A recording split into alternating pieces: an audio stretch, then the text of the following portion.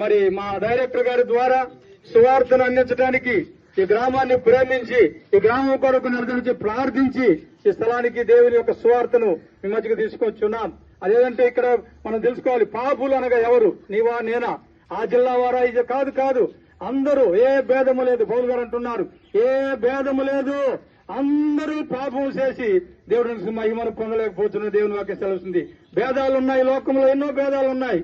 రూపంలో భేదం, రంగులో భేదం, ఉద్యోగంలో భేదం, ఆహారంలో భేదం, ఇల్లు కట్టడంలో భేదం, అన్ని మందిరం, అన్ని విషయాల్లో భేదం ఉన్నాయి. కానీ పాపంలో మాత్రము భేదము లేదని దేవుని వాక్యం సెలవిస్తుంది. ప్రియ గ్రామస్తులారా, ఈ ఉదయకాల సమయంలో దేవుని వాక్యం సెలవిస్తుంది. వినండి. మనమందరం కూడా ఒకప్పుడు దేవుని వాక్యాన్ని వినప్పుడు పాపులమే.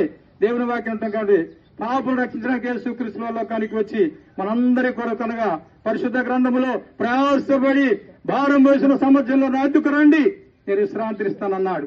దేవుని వద్దకు వచ్చినట్లయితే ఆయన మీ దగ్గరకు వస్తాడు. దేవుని వాక్యం సెలవిస్తుంది.